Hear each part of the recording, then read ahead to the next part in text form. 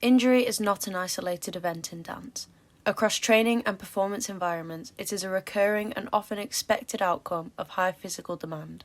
Dancers are exposed to repetitive loading, extreme ranges of movement, and long training hours from an early age. These conditions contribute to a high case of overuse injuries, particularly affecting the feet, ankles, knees, hips, and spine.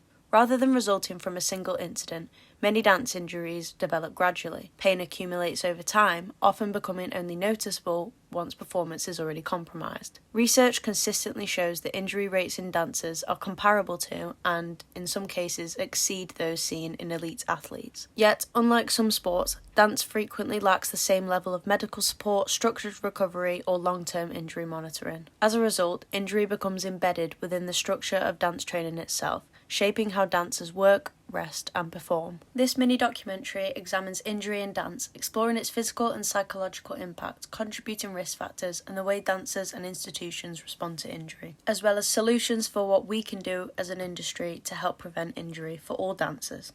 To better understand how injury is experienced within the industry, I spoke with a professional dancer who has navigated injury alongside the demands of professional performance. Her experience offers insight into how dancers manage pain, pressure, and recovery within competitive environments. I have danced since I was 6. Started with rock and roll.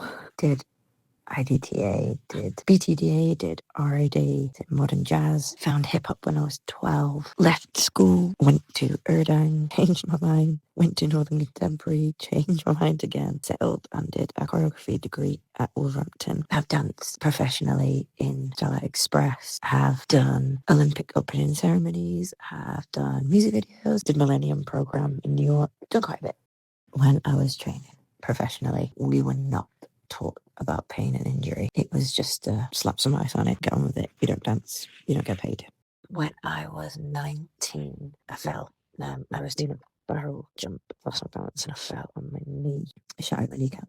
I ended up having an operation on that knee. But at the time, I was in a show, so I put off the operation until after the show and had a clear contract break so that I wouldn't lose money. The injury that I had made me actually a little bit more intrigued about the relationship between injury and mental health because I was so unhappy when I wasn't dancing. The biggest thing when you're dancing professionally and you're injured is missed opportunities because you're out and the industry moves so fast that if you're not in the spotlight at the time, you could just get passed by quickly. Definitely feel guilt for resting because you worry you're not going to do this show or get this choreography or get picked for this because you're not at class and you've got to be present to be able to network. Dancers don't really rest. Even now, even being in my 40s and running a dance company, I've currently sprained my wrist. I've just thrown a strap onto my wrist and kept going because you don't get paid. Just, I guess, still be present when you're injured. You learn so much by observing.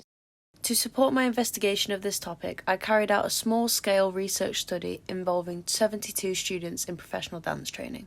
The survey focused on injury experience, pain management, and perceptions of rest and recovery within the industry. The following findings highlight how injury is already embedded within training structures, reinforcing patterns seen at professional level. When participants were asked to identify the type of dance-related injury they had experienced, responses showed a wide range of injuries affecting multiple areas of the body. The most frequently reported injuries involved the lower limbs, particularly the ankles, knees, hips, and feet. These injuries included sprains, ligament tears, dislocations, stress fractures, and chronic joint instability. Back injuries were also a common answer, with many dancers reporting lower back pain, muscle strains, nerve-related injuries, and spinal conditions.